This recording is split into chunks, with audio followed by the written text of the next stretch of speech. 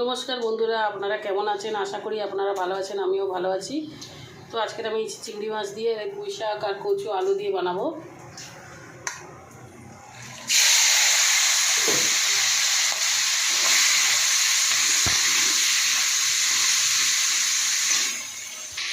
চিংড়িটা ভাজা হয়ে গেছে বন্ধুরা, আমি এটা দিয়ে দেবো পুঁই শাকটা।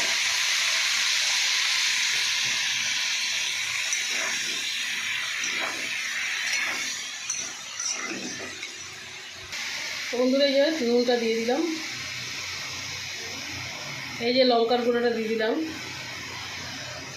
এই হলুদ গুঁড়োটা দিয়ে দিলাম,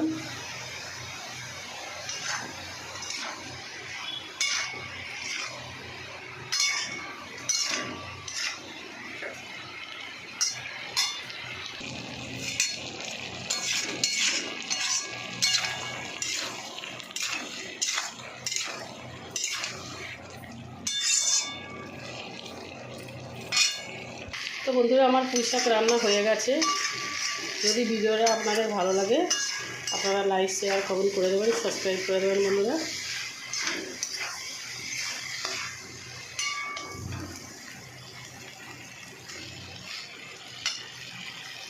তো নমস্কার বন্ধুরা।